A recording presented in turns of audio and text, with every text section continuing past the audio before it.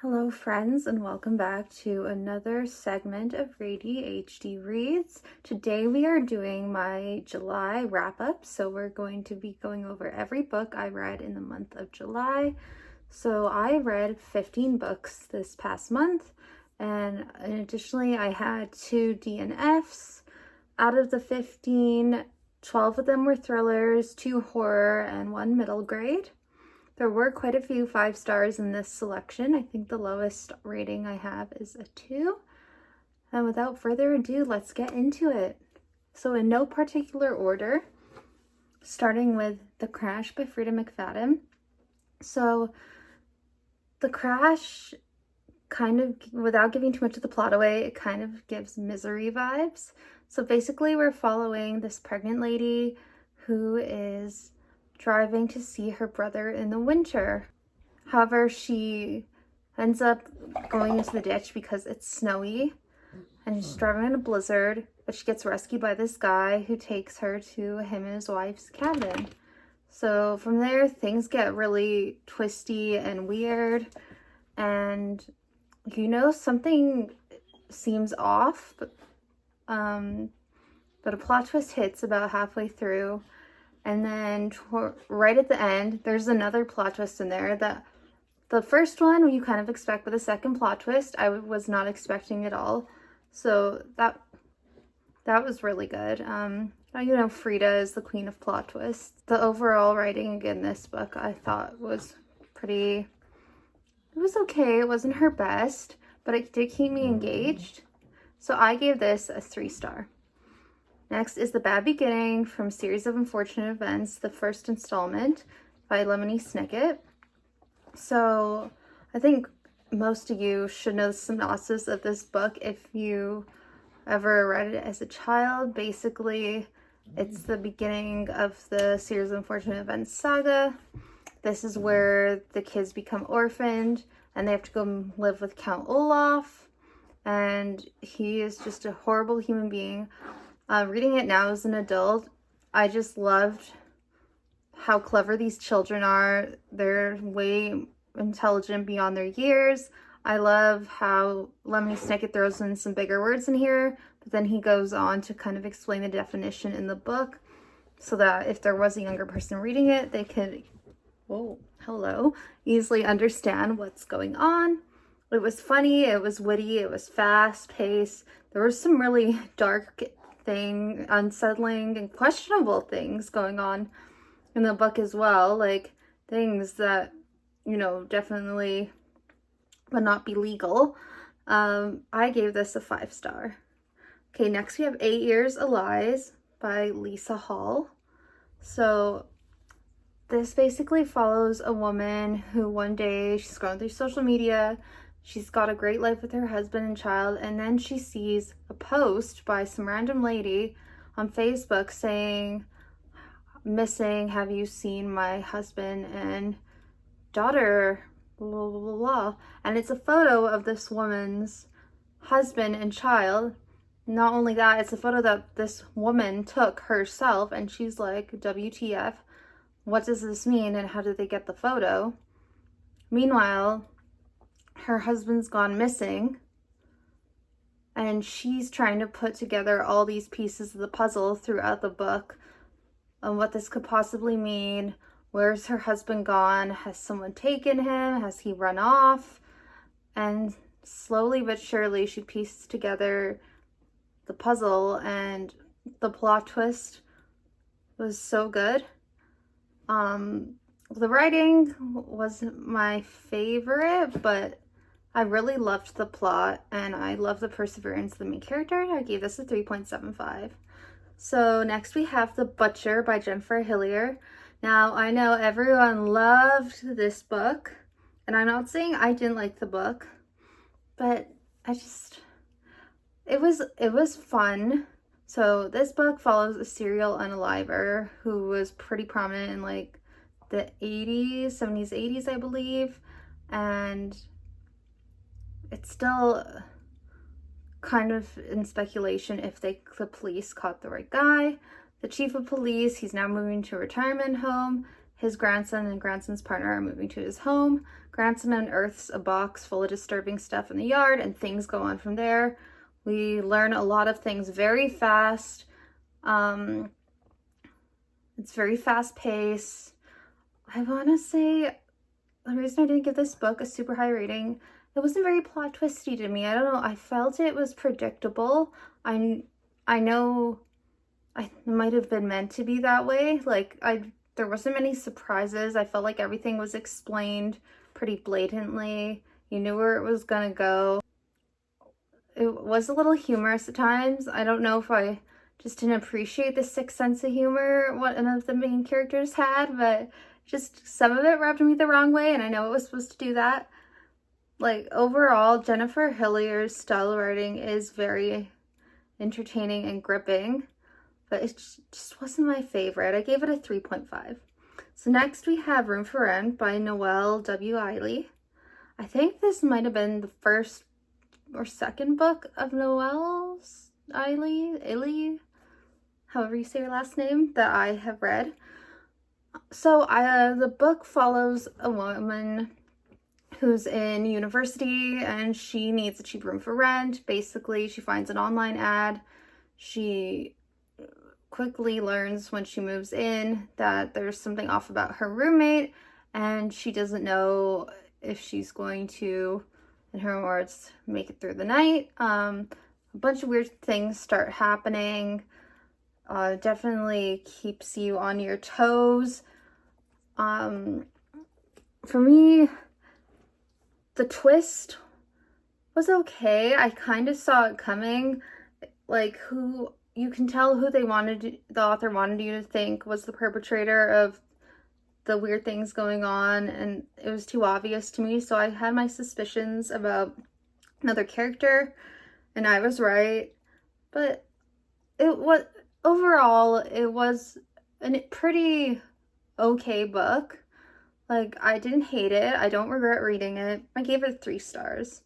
Now, next we have The Couple at Number 9 by Claire Douglas.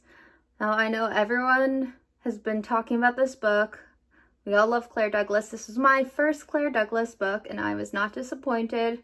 So this follows a couple who are renovating their yard, and basically some bodies, or a body is unearthed in their backyard garden. And the house previously belonged to the wife's grandmother. However, she is in a home and she has dementia, and we're not exactly sure what's going on. I can't really say too much without giving the plot away, but it jumps back and forth between like the late 70s, I want to say early 80s, and the present day. And we get multiple POVs. There's also a little romance plot in here that I thought was just so beautiful. I gave this 5 stars. The Tenant, Frida McFadden. Okay, so I highly anticipated reading this one. I was so excited. I went into it thinking it was going to be at least 4 stars because everyone has been raving about this. So basically, this guy and his partner are living in a house. Then misfortune strikes him. He loses his job. He's no longer able to afford it. So they're like, why don't we let out a room for rent?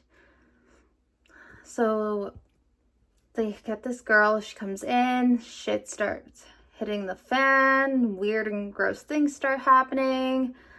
He does not like this roommate. His partner seems oblivious. It's just so many things in it gave me the ick. The main male character was very unlikable. Pretty much all of them were unlikable. And can we just take a moment for Elizabeth? If you know, you know. The plot twist, the one plot twist, it did get me. I didn't expect that at all. But other than the plot twist, the book didn't have a lot of redeemable characteristics for me. I didn't really like how it ended. I don't know. It fell flat for me. I gave it a 2. Next we have Bat Eater and Other Names for Cora Zhang by Kylie Lee Baker. So this is a thriller slash mystery slash horror, and basically it follows this girl called Cora Zhang. She is Chinese American and she works as a crime scene cleaner. So this takes place during the COVID pandemic. So if the pandemic is a big trigger for you, I would avoid this book. But basically it touches on the rise in anti-Asian hate across North America and other parts of the world at this time. And the book starts with Cora being out with her sister, who is pushed in front of a train by a masked figure who utters Bat Eater before pushing the sister and ending her life. Cora then starts piecing together at these crime scenes she's cleaning up of many dead Asian women are the victims of these crimes. And she starts wondering if they're connected to what happened to her sister, and she starts digging in. Her and her friends are really trying to figure out what happened. There is a supernatural element to this, which I didn't mind actually. I really liked how it delved into this aspect of Chinese culture. It was very informative but entertaining. The overall message of the book was really strong, really beautiful. And they don't explicitly say this in the book, but based on some of the things that the main character Cora exhibits and thinks, I would, as someone who has OCD, I would say that Cora is meant to have OCD, and I really liked that mental health representation. I haven't read many books where there are characters with OCD, so that made me feel pretty seen, as well as someone who is half Asian. We really loved that representation as well. So I gave this 5 stars. So next we have another Frida McFadden book. This one is on the opposite spectrum of the one we just reviewed. So this is Dead Med, and I would say it's probably one of my favorite Frida books that I've read. So we are following a bunch of POVs of med students at a school that has the nickname Dead Med because every year it seems that these students, a bunch of students, overdose and are unalived. However, we start seeing a bunch of things unfolding, and as we get the multiple POVs, we start piecing together this puzzle about what's actually happening to these students, who's behind it all. And then there is like 3 plot twists, one after the other near the end. Don't want to give too much away, but I just really loved this. I like that it focused on med students. The twists were good. I didn't have many complaints about it. I give this 4.5 stars. And so next, we've got another Frida book, Do Not Disturb. So this follows a woman who's on the run after an altercation with her husband. That's all I'll say. So she goes into a motel to hide out, and this was kind of giving Psycho vibes. I don't want to give too much away, but things start getting weird fast. Definitely throws you for a curveball. You think you have your suspicions about who the bad guy is, and then it definitely took a big turn. I really liked the ending. The slight romance plot in this I thought was really cute. I gave this 4 stars. So the last Frida book we're going to talk about in this video is One by One. So this one kind of was mid for me. So we follow a group of friends who are on their way to a cabin. They're going to spend some time together for the weekend, and they get lost in the woods. And one by one, people start being unalived. They're not sure if it's an animal, if it's a person, could it be someone in their group of friends? We don't know. We start getting little tidbits about each character's personality, and we think we know who's behind it. It definitely was a plot twist for me when it was revealed what was happening to the friends that were unalived. And that's all I'm going to say about that. The ending was not bad. Wasn't the best. Wasn't Frida's strongest work. I gave this 3 stars. It fell right in the middle for me. Okay, next we have The Good Samaritan by John Mars.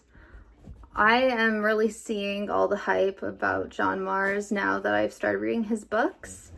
So this one is very dark. Please read your trigger warnings before reading this book. It talks about unaliving of others. We're following a woman who works at a crisis hotline, and people start making connections that clients of hers have been found dead, and they start, and with that, I can't really remember off the top of my head what's all said on the synopsis of the book, but I don't want to say too much about it with that, because I feel like it's just going to be a spoiler. But all you need to know, she works at this hotline. People are showing up unalived. Other people start to delve into it. She starts ending up playing this game of cat and mouse. There's twists. It was very fast paced. I wasn't bored for a minute. Couldn't put it down. I think I read this in a day. I gave it 5 stars. Okay, next we have another John Mars book. This is What Lies Between Us. So we are following 2 women who live in a house together. One lives on the main floor and the other is confined to an attic, which she cannot leave unless the other woman allows her to, and she only allows her to come out for them to have shared meals. You start to find out as the story unfolds how this weird relationship came to be, what the relationship between the 2 women is. It's so captivating the way it's written. You really want to find out every detail, like how on earth did this happen? What would drive a person to do these things? It's dark, but I wouldn't say it's terribly triggering. I would still read your content warnings. It does talk about abortion, pregnancy loss, some things like that. That can be quite triggering for some people. Overall, this was such a solid read. I gave it 5 stars. Okay, my first A.R. Torre book, The Last Party. So every thriller booktuber I watch has been recommending this. So of course I had to read it, and I was not disappointed. So we are following Perla, who is just obsessed with this serial unaliver, and she just thinks it would be a great idea to recreate his events at her child's birthday party. And that's basically all I'm going to say about the plot, because the twists and turns this book takes you on, my goodness. I just could not put this down. It was just one plot twist after the other, and this is going to show you one of the most despicable female main characters you'll ever meet. She is just such a horrid human being. I'll just say that the way this ended, good. It ended the way it should, in my opinion. I gave this 5 stars. Lastly, we have The Eyes Are the Best Part by Monica Kim. So this is a horror book, and we are following a Korean American girl and her family, and they're trying to comfort their mother after their father recently walked out on them. And it's called The Eyes Are the Best Part because this is something the mother says early on when she's introducing the girls to eating fish eyes. Now, as the book progresses, our main character starts to descend into madness. We're not really sure if what's going on is actually happening or in her head, but she starts becoming fixated on eyeballs and the thoughts of consuming eyeballs, specifically blue human eyeballs. And that's all I'm going to say about that. The body horror in this is pretty descriptive. If you don't like gore, maybe this isn't the best for you. It's definitely very vivid what is happening. What's as disturbing as the content of this book was, I would categorize it as a good for her type of book. I was as questionable as the female main character's choices were. I was low-key rooting for her the whole time. So I gave this 4 stars. It could have been a little stronger. The ending could have been a bit more, I don't know. The ending kind of fell flat, but I was entertained. I didn't put this down. I read this in a matter of hours. Okay, so my 2 DNFs were The Woman in the Cabin by Becca Day and When You Disappeared by John Mars. And I kind of DNF'd both of these for the same reason. I'm not going to go too much into their plots. You guys are welcome to look them up if you're interested, but they basically both were dragging on forever. I think I made it 50% to The Woman in the Cabin, and we weren't getting anywhere. And then like 15% into When He Disappeared, and it just wasn't adding up to John Mars' other books. I wasn't drawn in immediately like I usually was. There was a lot of back and forth between the main characters. It felt like it was really dragged out. We were getting a lot of unnecessary background. I couldn't with it. But overall, July was a great reading month for me. Read any of the books mentioned in this and want to share your thoughts about them, feel free to comment down below. I will be hopefully doing my first reading vlog very soon. And hopefully August, I can crush my goal of surpassing the 15 books I read this month. Maybe we'll reach 20. That's the goal. Yeah. As always, feel free to like, comment, and subscribe. And I will see you guys next time. Say bye.